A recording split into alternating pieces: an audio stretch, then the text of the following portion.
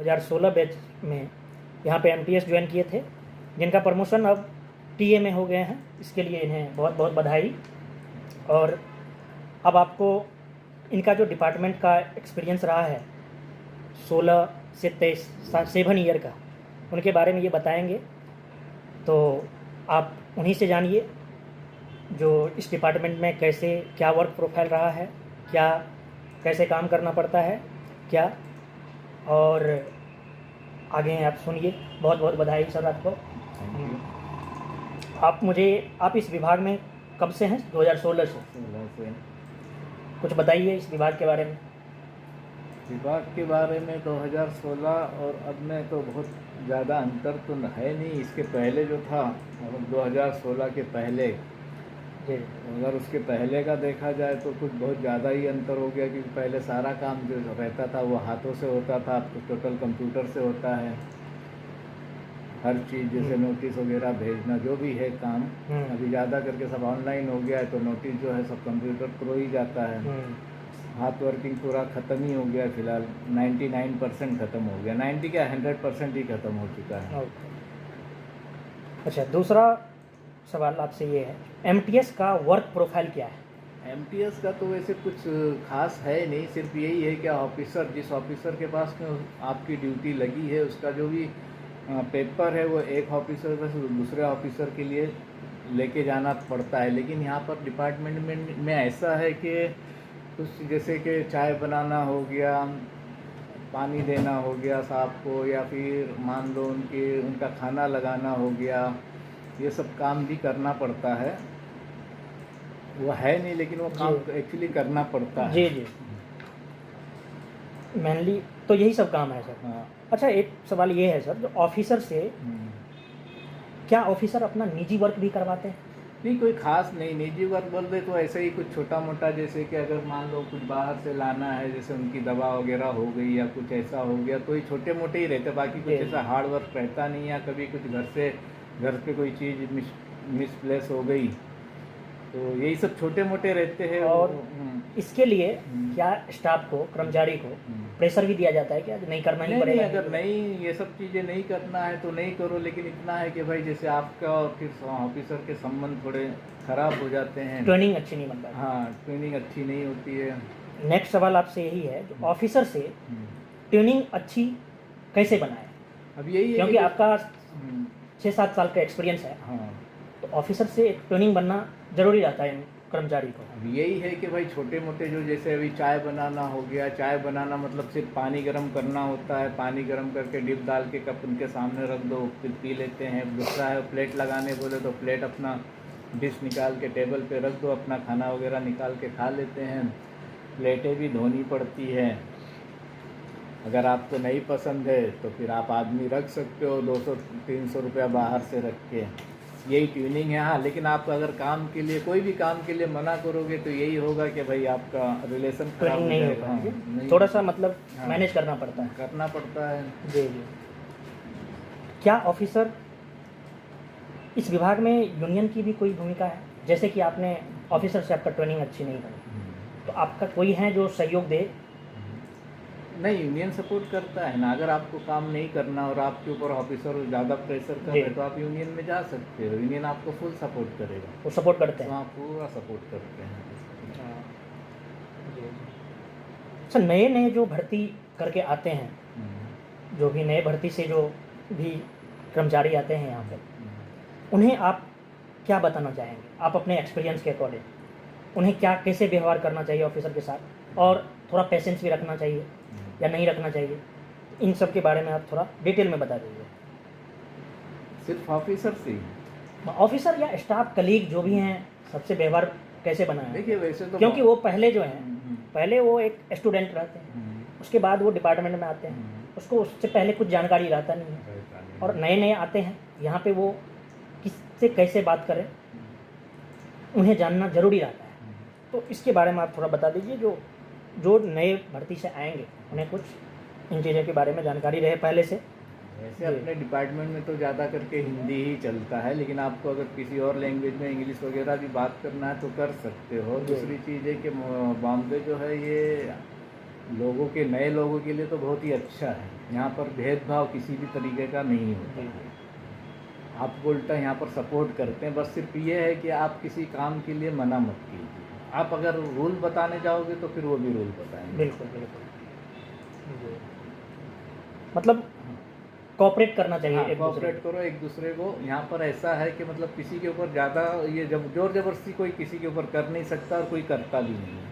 सिर्फ इतना है कि जो अपना वर्क है, जैसे एमटीएस के लिए तो इन्होंने बहुत सारी लंबी लिस्ट बना रखी है कि एमटीएस 15 काम करेगा। 15 काम के अंदर तो टोटली काम आता है, जैसे एमटीएस यानी मल्टी टास्किंग हाँ, स्टाफ। मल्टीटास्किंग स्टाफ को तो 15 काम दिया। और 15 काम ऐसे कि जैसे कुछ बता दीजिए आप। हाँ, जैसे साहब की गाड़ी भी चलानी पड़ सकती है। अच्छा, ये ड्राइवर का भी है? हाँ, ड्राइवर का भी है।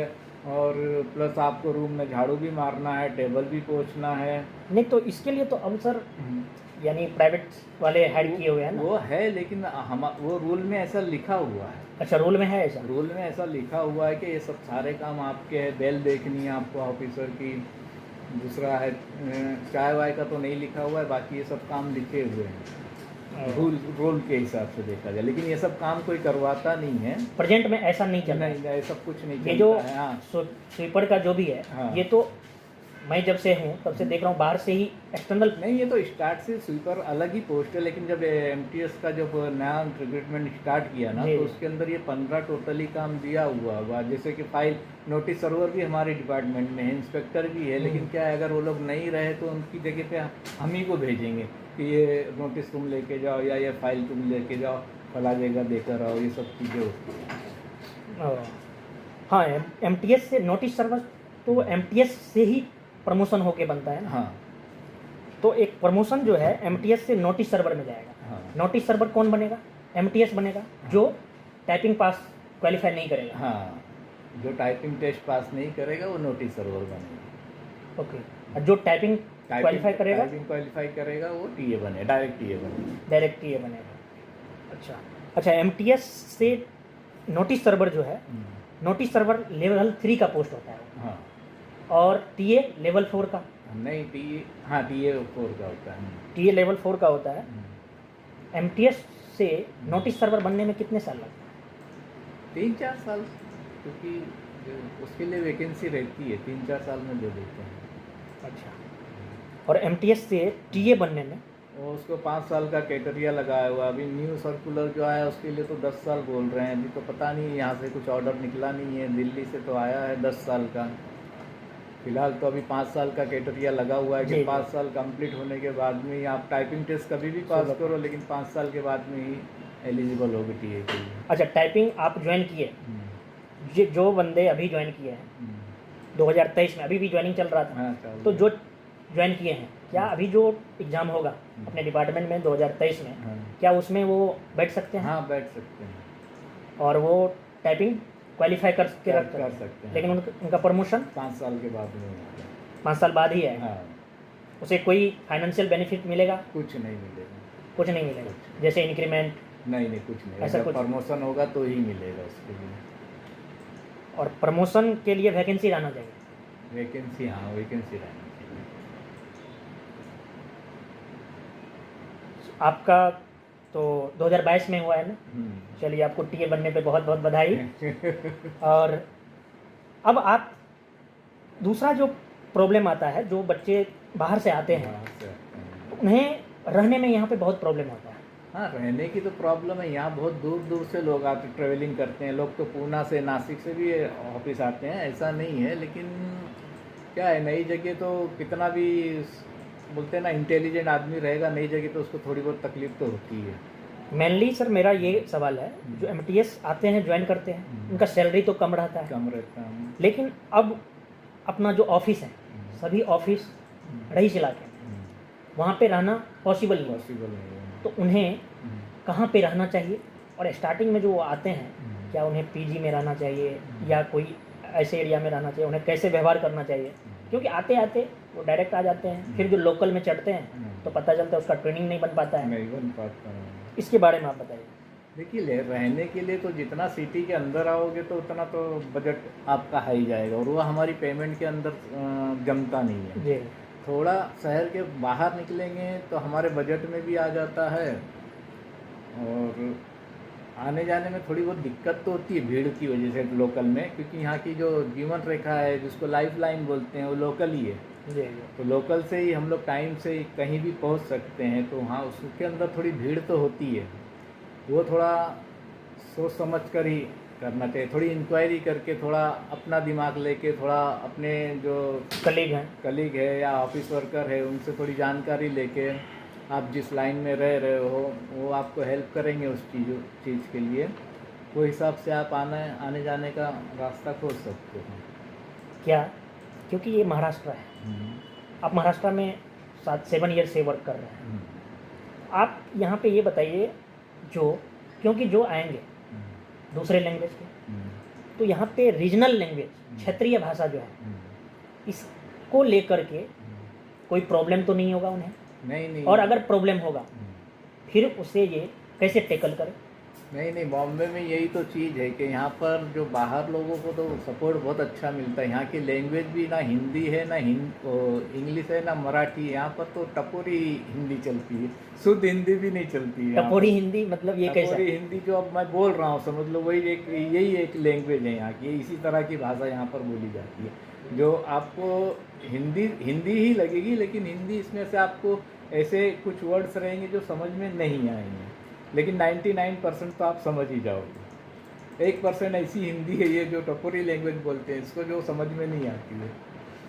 मतलब कोई भी रहने में प्रॉब्लम नहीं होता है? इसकी वजह से आपको रहने में कोई प्रॉब्लम नहीं है। हर लैंग्वेज हर इंसान बोलता है यहाँ का। और ऑफिसर जो है वो तो हिंदी में ही बात करते हैं? वो तो हिंदी में ही बात करते हैं, लेकिन आपको हिंदी नहीं आती, आपकी इंग्लिश अच्छी है तो इंग्लिश में भी बात कर सकते हो, इंग्लिश में भी जवाब देंगे। लैंग्वेज का कोई प्रॉब्लम नहीं है। आगे आप जो देख रहे हैं वीडियो, जो नए भर्ती वाले आने वाले हैं, उन्हें आप क्या सलाह देंगे? क्या उन्हें करना चाहिए, क्या नहीं करना चाहिए? नहीं तो सोचते अच्छा कोई बात नहीं, आपने सारा चीज़ बता ही दिए हैं। आगे नए आने वालों को एकदम निडर होकर आना चाहिए। अपनी जो